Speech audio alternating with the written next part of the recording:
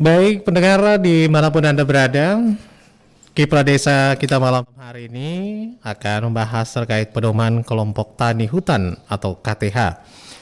Dan kita sudah terhubung dengan narasumber kita yaitu Bapak Nawir SPMM. Beliau adalah penyuluh kehutanan madya dari Dinas Kehutanan Provinsi Sulawesi Selatan. Selamat malam Pak Nawir SPMM. Bisa mendengarkan suara saya Pak Nawir? Halo? Ya, selamat malam Pak Nawir.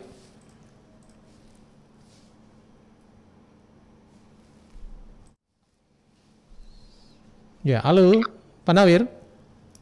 Ya, Oke, selamat malam Pak Nawir. selamat malam. Iya, apa kabar ini Pak Nawir? Alhamdulillah baik. Alhamdulillah baik ya, sehat ya.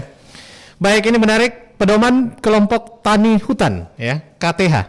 Malam hari ini akan kita hadirkan dalam program Kipra Desa ini. Sebenarnya mungkin pembuka dulu nih, apa sih sebenarnya dari kelompok tani hutan ini yang kita ingin sampaikan ke pendengar kita ataupun juga para petani dimanapun itu siaran kami dapat dimonitor. Silakan Pak Nawir langsung. Terima kasih. Assalamualaikum warahmatullahi wabarakatuh. Waalaikumsalam. Dan pendengar dari Pusat Makassar, acara Kipra Desa. Hari ini saya diberi kesempatan untuk menyampaikan satu topik, yaitu pedoman kelompok tani hutan. Topik ini adalah topik mendasar dalam rangka pemberdayaan masyarakat dengan tujuan mensosialisasikan kembali Peraturan Menteri Lingkungan Hidup dan Kehutanan Nomor 89 Tahun 2018 tentang pedoman kelompok tani hutan. Yang kedua, tujuan topik ini adalah mendorong pembentukan kelompok tani hutan bagi masyarakat kita yang bergerak di bidang kehutanan yang belum membentuk kelompok tani hutan itu sendiri. Kemudian kelompok tani hutan yang telah ada, mendorong penguatan kelembagaan kelompok tani hutan yang telah ada untuk meningkatkan keberhasilan dan keberlanjutan pembangunan kehutanan serta keberdayaan dan kesejahteraan masyarakat. Jadi topik ini adalah topik dasar yang banyak bersentuhan dengan masyarakat dalam rangka menumbuhkan dan menguatkan kembali kelembagaan di tingkat masyarakat dalam rangka mendukung pembangunan kehutanan di Indonesia dan lebih khusus di Sulawesi Selatan. Itu dasarnya mengapa? Ya, itu dasarnya Pak ya. Ya. Baik. Nah, mungkin yang ingin disampaikan ini pedoman apa nih? Mulai dari pedoman kelompok tani hutan ini yang mungkin pentingnya untuk kelompok tani hutan untuk tahu pedoman ini apa nih Pak? Ya. Sekarang seperti kita ketahui bersama bahwa paradigma pembangunan kehutanan mengarah kepada orientasi pemberdayaan masyarakat dan menempatkan masyarakat sebagai subjek atau pelaku utama. Tentu keikutsertaan masyarakat tidak dengan individual atau personal, maka perlu dibangun kelembagaan melalui kelompok tani hutan. Sama halnya dengan di bidang pertanian di perikanan, kita kenal kelompok tani, kelompok wanita tani di bidang pertanian, kemudian di bidang perikanan itu kita kenal kelompok budidaya ikan. Nah, untuk spesifik di bidang kehutanan, pemberdayaan masyarakat melalui kelompok namanya adalah kelompok tani hutan. Pendekatan ini diambil untuk meningkatkan partisipasi dan keberdayaan masyarakat dalam meningkatkan kesejahteraannya, kemudian keseimbangan lingkungan, dan di dinamika sosial budaya dalam mewujudkan masyarakat sejahtera dan hutan lestari. Jadi ini sebenarnya kalau data yang ada Bung Arfan di Sulawesi Selatan khususnya itu kita mempunyai data kelompok tani yang terregister di Dinas Kehutanan 1.780 dan itu kelas kemampuannya berbeda sehingga menarik. Saya sampaikan kembali, menginformasikan, mengingatkan kembali betapa pentingnya kelembagaan kelompok ini untuk pemberdayaan masyarakat dalam mendukung pembangunan tanah. Jadi untuk meningkatkan salah satunya adalah partisipasi masyarakat untuk pemberdayaan masyarakat lebih baik lagi ya, Pak ya. Dan mungkin malam hari ini siapa saja ini yang mungkin kalau di Sulawesi Selatan ya kelompok-kelompok tani hutan ini yang disasar sekarang seperti yang ada di Sulawesi Selatan itu mencakup berapa persen Pak, atau mungkin wilayah-wilayah tertentu saja nih di Sulawesi Selatan? Pendekatan pemberdayaan masyarakat di bidang kehutanan itu melibatkan pelaku utama di sekitar kawasan hutan. Kalau di bidang kehutanan kita kenal masyarakat di dalam ataupun di luar kawasan hutan. Nah, untuk di Sulsel itu kurang lebih 306 kecamatan di wilayah Sulawesi Selatan itu berada di perbatasan ataupun di dalam kawasan hutan. Di samping itu juga itu di kawasan hutan, di samping itu ada hutan rakyat, itu juga seluruh kecamatan di Sulsel itu juga penting adanya kelembagaan kelompok tani hutan. Selain itu di wilayah pesisir yang ada bakau mangrove itu juga perlu pemberdayaan melalui kelembagaan kelompok tani hutan oleh para pelaku utama di bidang kehutanan, khususnya petani di bidang kehutanan. Kalau mau dipersenkan, saya kira kalau persentase di Sulsel, saya kira kita ini ada tendensi penggunaan darat dan lautan, semua komponen ada di situ. Ya, kalau belum membandingkan dengan pertanian, mungkin lebih sedikit jumlah kelompok tani hutan yang ada. Tapi saling berkolaborasi dengan kelompok tani pertanian dan kelompok tani perikanan. Berarti cukup besar ya di Sulawesi Selatan ini Pak, dan merata. Dan sejauh mana kesadaran para kelompok tani hutan yang ada di Sulawesi Selatan Pak untuk program ini? Setiap program pembangunan di bidang kehutanan di era saat ini tentu dengan paradigma pemberdayaan selalu melibatkan kelompok tani atau masyarakat dalam program-program kegiatan bidang kehutanan. Partisipasi mereka memang di setiap program itu menjadi keharusan.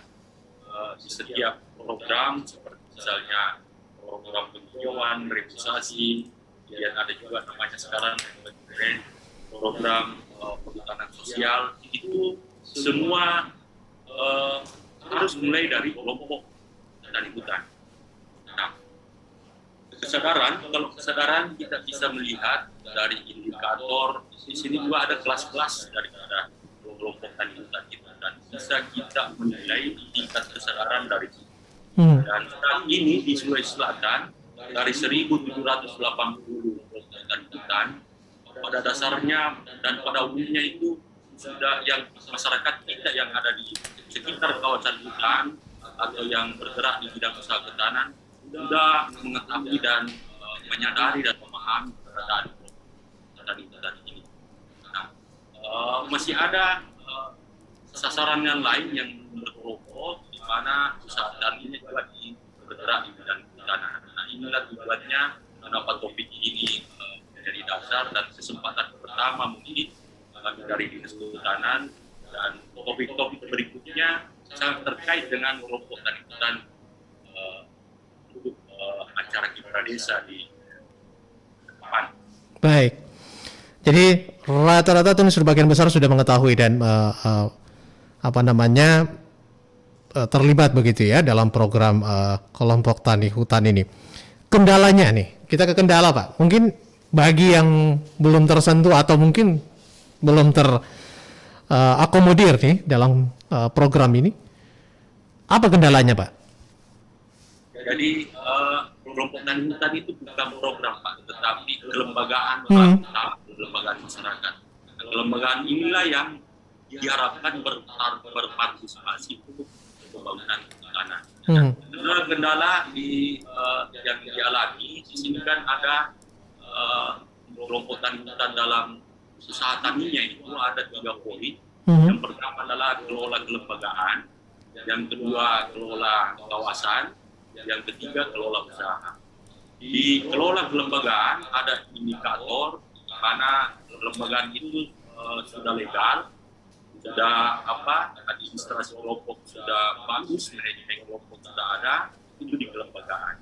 Yang menjadi persoalan sekarang untuk kita ketahui bersama dan tentukan dan kuatkan di kelola kawasan dan kelola usaha. Di kelola usaha, setiap kelompok pada wilayah kerja usaha hutanannya, mereka sudah mengetahui potensi-potensi yang ada. Misalnya contoh Pak Arfan, potensi sumber daya alam gula aren. Gula aren itu produksinya misalnya gula merah, gula semut, dan gula cair. Itu organik gitu, Pak Arfan. Sudah diketahui, namun di kelola kawasan ini yang menjadi persoalan sekarang bagaimana peningkatan pengolahan hasil dari kelompok tani hutan kita ini. Di kelola usaha perlu kolaborasi multi pihak dalam mendukung kegiatan usaha tani kita. Di kelompok tani hutan kita di Sulsel itu belum memadai alat-alat pengolahan hasil hutan bukan kayu namanya. Ada gula aren, kemudian madu, lebah madu, itu yang seperti yang dijual sekarang itu dari kelompok-kelompok tani hutan kita. Ada brandnya, ada apanya dan sebagainya. Di menyebar itu masih belum memadai alat ekonomi produktif untuk pengolahan hasil daripada kelompok tani.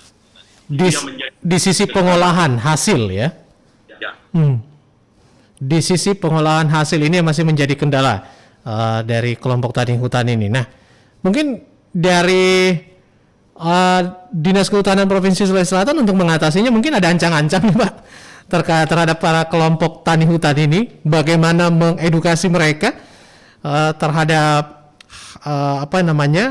produk hasil hutan mereka ini yang bisa mungkin ditambah nilai ekonomisnya, Pak. Saya sampaikan tadi itu adalah kendala yang dialami, tetapi pemerintah juga tetap sudah ada kelompok tani kita sudah mengolah dan memasarkan sampai di internasional, nasional, lokal. Tapi di Dinas Kehutanan sendiri, pemerintah Provinsi Sulawesi Selatan melalui dana alokasi khusus di bidang kehutanan itu setiap tahunnya melalui kelompok tani hutan itu diberikan bantuan sarana produksi berupa alat ekonomi produktif. Seperti contoh misalnya kadar air madu, lebah madu yang kita itu kualitas madu yang bagus, yang kadar airnya rendah. Nah, dari Dinas Kehutanan dan berbagai PT kementerian yang ada di Sulsel itu setiap tahun memberikan bantuan alat sarana alat ekonomi produktif untuk pengolahan hasil dan daripada kelompok tani kita. Baik, dari sosialisasi ataupun pedoman kelompok tani hutan ini yang tentunya berujungnya pada bagaimana pemberdayaan atau peningkatan potensi yang dimiliki oleh kelompok tani ini, adakah yang mungkin saat ini sudah melampaui harapan ataupun juga ekspektasi gitu Pak dari apa yang disosialisasikan atau mungkin apa yang diinginkan ini dari pedoman kelompok tani hutan. Ada mungkin yang sudah mendapatkan hasilnya yang di luar dugaan mungkin karena keseriusan mereka sendiri untuk meningkatkan hasilnya dengan memberdayakan dengan kelompoknya dan apanya. Kalau di Sulawesi Selatan seperti itu, Pak? Ya, saya kira sudah banyak. Sudah banyak ya? Banyak satu contoh misalnya Kumba di Jeneponto, di Kayalu, itu hasil-hasilnya sudah dipasarkan melalui media sosial harapan. Seperti misalnya ada juga kelompok tani kita selain produk, dia juga berhasil membangun penutupan lahan untuk tanam. Seperti di Jeneponto, ada beberapa binaan dulu itu bahkan penyuluhnya mendapat melalui kerja-kerja dari usaha tani yang dilakukan oleh kelompoknya, penyuluh atau pendamping di sana mendapatkan kalpataru, penghargaan tertinggi di lingkungan hidup. Itu ekspektasi yang telah dicapai dengan keberadaan hutan. Selain itu juga saat ini harapan mungkin pada kesempatan lain akan dibahas topik mengenai perhutanan sosial. Kelompok tani kita itu, kelompok tani hutan kita itu juga cikal bakal daripada kelompok perhutanan sosial. Ini nanti di kesempatan lain kita akan angkat topik mengenai perhutanan sosial. Karena di Luwu, di Kota Palopo itu ada gabungan kelompok tani hutan. Kelompok tani hutan itu ada beberapa kelompok tani hutan bersatu menjadi gabungan. Itu pemasaran hasilnya sudah mencapai sudah melalui media sosial. Ada juga di Paru kelompok tani hutan kita yang sudah melakukan program perhutanan sosial itu sudah masuk produknya di Shopee dan lain-lainnya, aren, kopi, kemudian kelapa madu dan sebagainya. Hari ini sengaja saya mengangkat lebih awal di bidang kehutanan mengenai kelompok tani hutan karena di sini letaknya pemberdayaan masyarakat secara berkelompok. Dan hari ini juga mungkin karena waktu saya tidak membahas satu persatu mengenai syarat-syarat kelompok tani hutan, tetapi masyarakat kita di bawah Pak tentu sekarang sudah bisa mengakses media, bisa mendownload aturan tentang pedoman kelompok tani hutan yaitu Peraturan Menteri Lingkungan Hidup dan Kehutanan Nomor 89. Tata cara, syarat-syarat dan bagaimana kerja daripada kelompok tani hutan semua diatur di situ. Ya. Dalam artian di sini dijelaskan bahwa menjelaskan kembali kepada seluruh pendengar ataupun mungkin para kelompok tani dimanapun berada untuk bergabung di kelompok tani hutan ataupun ini bersatu ke kelompok tani hutan seperti ini bergabung, jalannya makin meningkatkan hasil untuk Anda begitu Pak ya. Jadi dibandingkan sendiri mungkin kelompok tani hutan bisa memberikan Anda solusi, memberikan Anda jalan begitu bagaimana menjadi para kelompok tani-tani yang sukses nanti ke depan ini, gitu Pak ya. Ya. Nah tentunya nanti karena waktu juga membatasi Pak, akhirnya nanti kita akan bergabung nanti dengan topik yang lain yaitu cikal bakal perhutanan sosial ini Pak ya. Ini juga lebih menarik nanti, di mana kita akan atur nanti pertemuan kita nanti berikutnya. Terima kasih saya ucapkan dulu kepada yang sudah berkomentar nih, ada akun Rara Hera ya katanya, kemudian ada Jusria Tuti, mantap Pak.